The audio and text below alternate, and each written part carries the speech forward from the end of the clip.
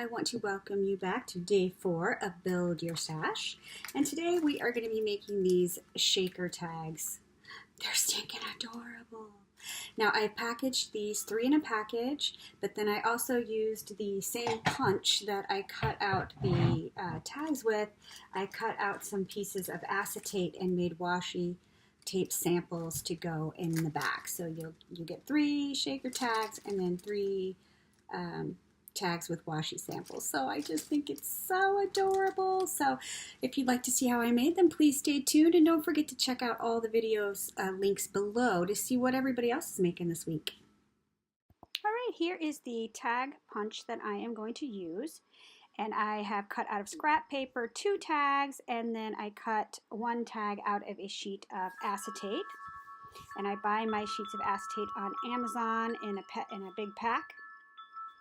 And so I am putting the acetate over one of the paper tags I cut out.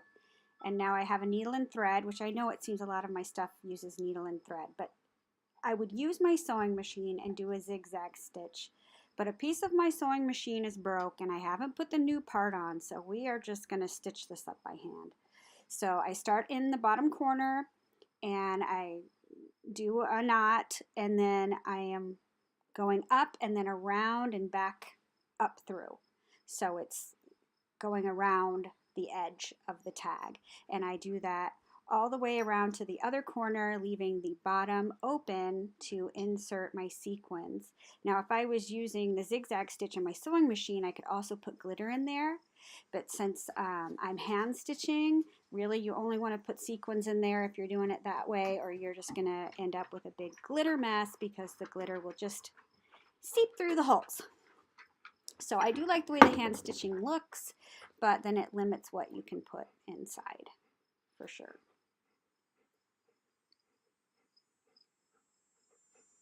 Let's see, it's cute. All right, so now we've gone all the way around and left the bottom open. I've got out some of the sequins that I think I want to put inside. So I'm just kind of trying to open it up to make that possible. And it never fails when I'm making a video, I make a big mess. Like, look, there's sequins going all over my desk. Normally, I don't have this problem with sequins, but you know, when you're filming, that's what happens. But we make do. So thank goodness, really, that I'm not using glitter, because the disaster, I can't even imagine. So I'm putting, you know, coordinating colors with the paper that I used, and putting enough to where I feel like it's cute. You can't put too many because it's kind of a tight fit and you want them to be able to move around in there. So I'm using my best guess. And now I'm just going to sew up the bottom the same way that I sewed around the tag. Sorry, I'm also throwing the bone for my dog, and he makes like a horse galloping sound when he comes across the deck. So apologies, but I'm trying to edit videos and keep my dog happy at the same time. The struggle is real.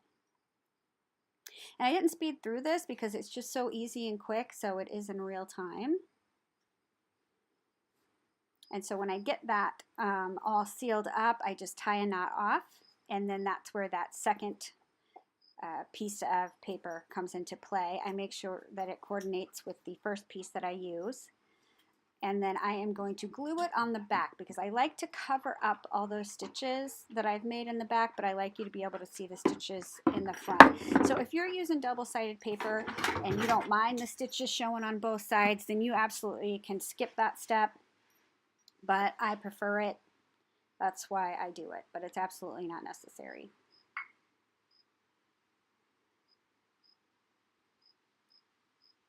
Super cute.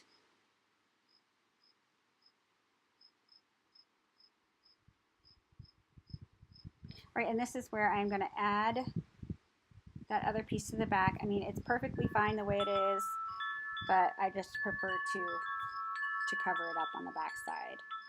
But when you're using the glue, you really need to be careful not to get any on the acetate, because it just, no matter what you do, it's never going to look pretty and shiny again. So use the glue very carefully. I try to make sure to get the edges really well though, because I want my tag to stay together.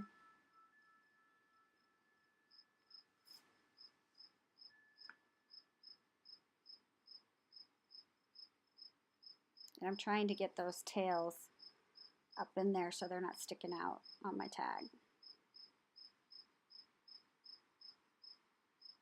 Yay, pretty back, pretty front. And I, of course, make a glue mess, but as long as you don't get any on the front side, you're good to go. Good to go.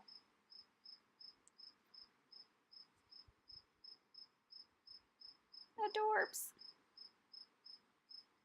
All right, now I make sure all the sequins are down in the bottom of the tag, and I'm going to use my crocodile to put in a hole, and I'm going to go ahead and add a grommet because I just love the way that looks, gives it that finished look, but I am terrible with my crocodile. Like, I have to stand up to give it a proper good squeeze for it to even look right. So yeah, it's an ordeal. So I'm sharing my struggle with you. I mean, I just do not have enough strength for this thing. Squeeze, squeeze, squeeze, squeeze, squeeze, squeeze. I'm sure I'm not doing it right. It shouldn't be that hard to squeeze, I feel like. So if you know what I'm doing wrong, feel free to show me at the end. So I hope you enjoyed my little tutorial, and let me know if you give it a try. And thanks for watching, everybody.